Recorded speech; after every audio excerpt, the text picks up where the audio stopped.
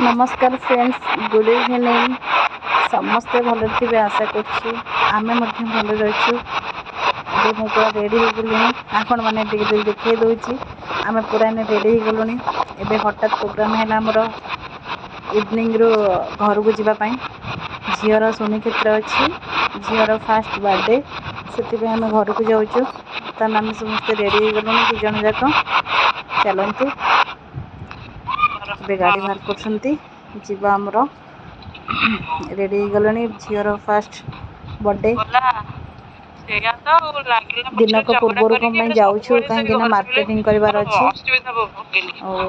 हठात आम बाहर सारूँ आसिक पहुँची गली मिठा दुकान रे मिठा किणाला घर पर मिठा किसी किणाला माने मो मिठा दुकान किणी माने आग मुझे मिठा खाई से से दुकान रे जिते सब बड़ मिठा थी सेटा ही मत भल लगे मुझे खाइबी मिठा धरिक आसबि मिठा कारण मोर मिठा बहुत प्रिय मत मिठा बहुत पसंद। तो मुझे मिठा खाऊँ आपण मानक देखा तो सांगे खोर्धार आमर फेमस दुकान बहुत भल लगे से मिठा साहू दुकान बोली से मिठा आम घर पर रेडी हो गला। चलते घर को बाहर घर भी समस्ते वेट कर झीर बर्थडे थी समस्ते पलि आसते आम आसिक पहुँची गलु। झीर आंकर मार्केटिंग बहुत सारा अच्छी भाई कहते जल्दी आसवाई आंकर सका ड्यूट करदे ओपनिंग करदे तो ओपनिंग सारिक आम बाहर पड़े बर्तमान भुवनेश्वर। खोर्धार मिठा रेडी हो गला।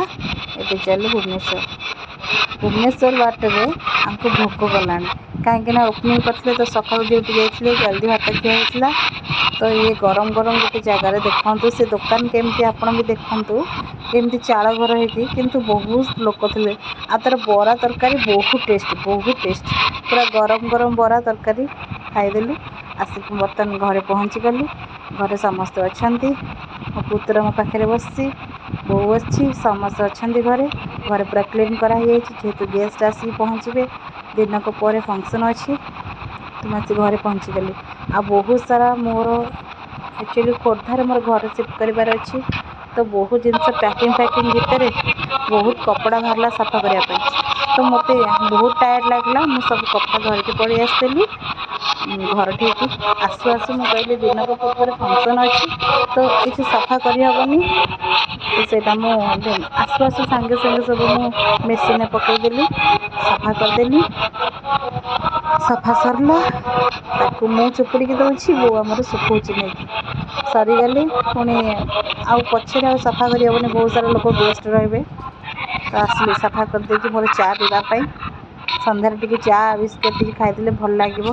आमर भी दुकान अच्छी चा बिस्कुट खाइला आम जलिक आसला खाइलु चा पिया भितर मो भौणी जार बर्थडे अच्छी सी आसना तो से तार शॉपिंग टी से आसना से वीडियो कॉल करता सागर वीडियो कॉल कथा होड़े चा पीऊँ झील सागर कथा हो राति लेट नाइट हो गला से पहुँचे निद लगे केमती अनौची देखो झील अनौची से केमती पूरा निद लगे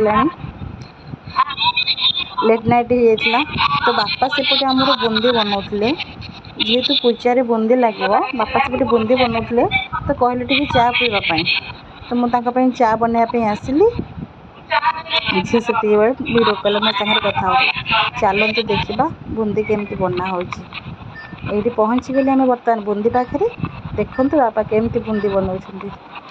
बापा बसी पड़े बाहर कहीं बड़ गैस चूल्हा घर भितर टाइल फाइल लगभग बाहर छणाछणी कले फ्री लगे तो आमर मझीरे बसिकी बाहर गैस अच्छी भीतर घर भीतर बस बापा बुंदी पकाउछंती 4 केजी बुंदी छणा हला से दिन राति बर्तमान राति हूँ 11 राति हो गला बर्तमान राति 11 बेलू सब जोगड़ा जोड़ी कले बर्तमान टाइम हो गला राति 12टा तो 12टा बेले बुंदी बना होची भर बाबा चा पीछे जेहेतु कम कर चा मिलगले मझे बहुत पसंद।